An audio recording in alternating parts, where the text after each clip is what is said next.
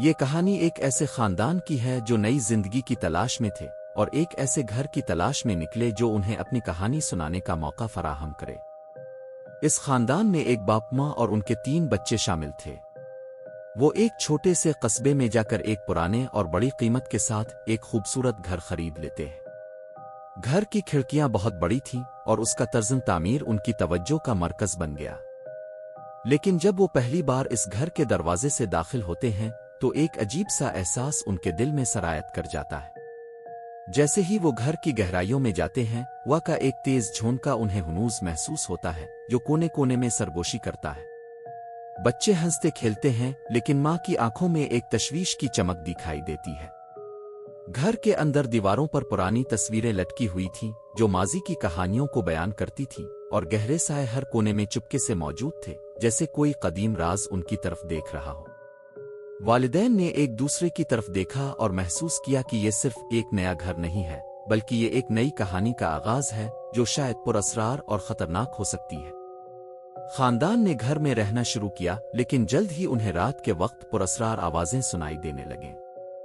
بچے سو رہے تھے جب اچانک انہیں ایک ہنسی سنائی دی جو ان کے کمرے کے باہر سے آ رہی تھی۔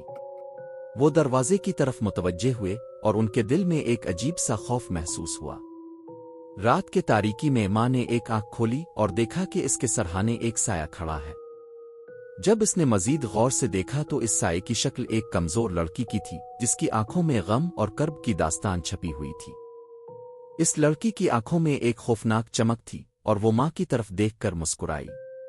ماں نے گھبرا کر اپنی آنکھیں بند کر لیں لیکن جب دوبارہ کھولیں تو وہ لڑکی غائب ہو چکی تھی۔ وہ خوف کے عالم میں کمرے سے باہر نکل گئی اور باقی خاندان کو جگایا۔ کچھ ہوا، کچھ بہت عجیب ہوا، اس نے کہا، لیکن والد نے اسے تسلی دیتے ہوئے کہا، شاید یہ صرف تمہارا وہم تھا۔ لیکن ماں جانتی تھی کہ یہ صرف وہم نہیں تھا بلکہ اس گھر میں کچھ گہرائی میں چھپا ہوا تھا۔ دانیال، جو اس خاندان کا بڑا بیٹا تھا، عائشہ نامی ایک لڑکی سے خاص دوستی کر لیتا ہے جو گھر میں رہتی ہے۔ اس نے اپنے چھوٹے بہن بھائیوں کو بتایا کہ وہ ایک چھوٹی سی لڑکی سے ملتا ہے جو ہمیشہ اس کے ساتھ کھیلنا چاہتی ہے۔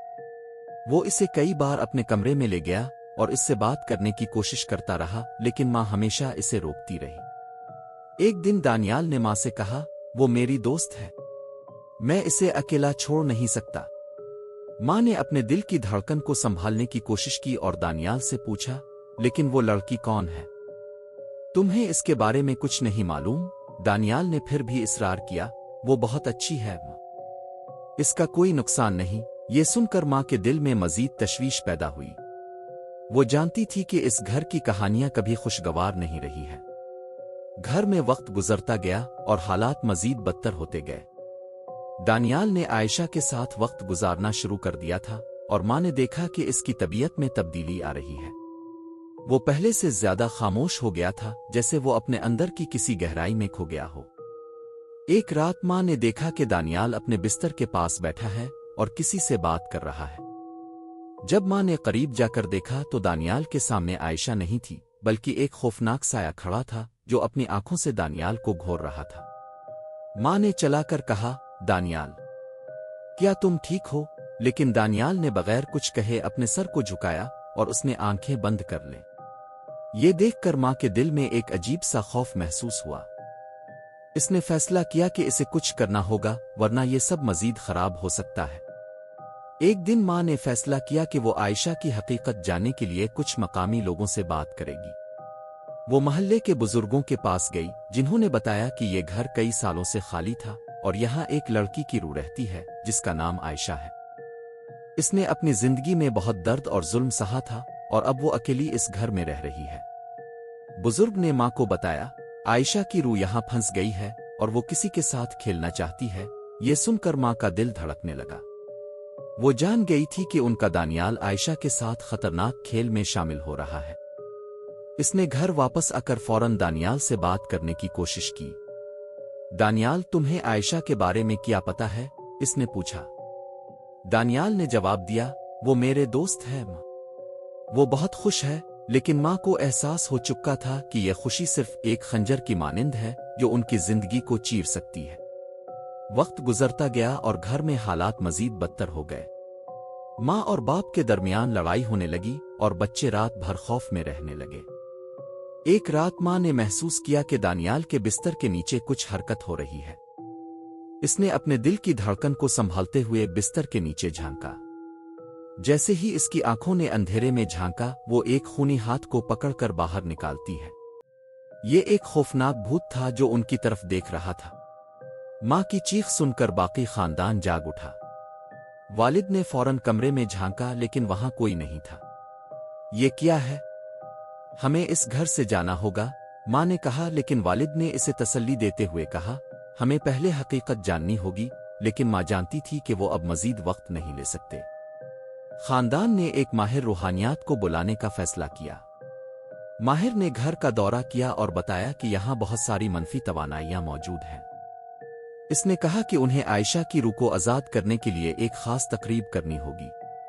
माहिर ने मजीद कहा, यह घर सिर्फ एक रूह का नहीं बल्कि कई रूहों का मस्कन है। खानदान को इसकी बात सुनकर हैरत हुई, लेकिन उन्हें इसकी मदद की जरूरत थी। माहिर ने कहा कि तकरीब के दौरान उन्हें अपनी मोहब्बत और ईमान का इस्तेमाल करना होगा। जैसे ही तकरीब की रात आई, घर में अजीब व गरीब वाकयात होने लगे। दरवाजे खुद ब खुद बंद हो रहे थे और कमरे की रोशनी फ्लिकर कर रही थी। ये सब कुछ एक भूत की मौजूदगी का इशारा था जो उनकी रूहों को बांध कर रखना चाहता था। तकरीब की रात जैसे ही माहिर ने दुआएं पढ़ना शुरू की, आयशा की रूह ने गुस्से से चलाकर कहा, मैं नहीं जा सकती, मैं यहां रहना चाहती हूं। घर में एक ताकतवर झक्कड़ आया जो सबको उड़ा कर ले गया।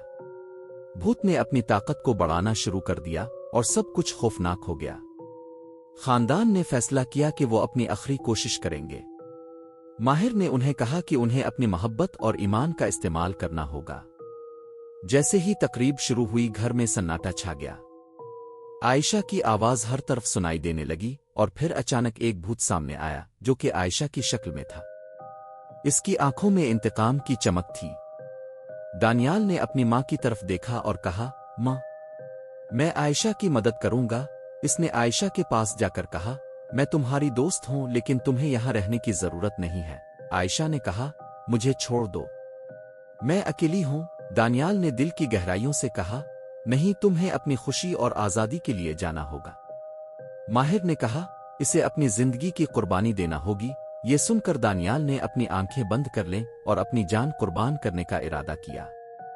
जैसे ही वो ये कहता है, आयशा की रूह की आंखों से आंसू बहने लगे और एक लम्हे में वो गायब हो गई। आखिरकार घर में सन्नाटा छा गया। आयशा की रूह आजाद हो चुकी थी और खानदान ने एक गहरी सांस ली। वो जानते थे कि उन्होंने एक खतरनाक खेल में हिस्सा लिया था, लेकिन उन्होंने अपने ईमान और मोहब्बत के जरिए इसका सामना किया था। दानियाल ने मां की तरफ देखा और कहा, हमें इस घर को छोड़ देना चाहिए। मां ने हंसकर कहा, हाँ, हम नई जिंदगी की तलाश में निकलेंगे जहां कोई साया ना हो। और यूं वो एक नए सफर की तरफ बढ़ गए जो उन्हें एक नई जिंदगी की तरफ ले जाएगा। ये कहानी हमें ये सिखाती है कि मोहब्बत की ताकत कभी खत्म नहीं होती, चाहे हालात कितने ही खतरनाक क्यों ना हो। कभी कभी हमें अपनी जिंदगी की कुर्बानी देना पड़ता है ताकि हम दूसरों की जिंदगियों को बचा सकें।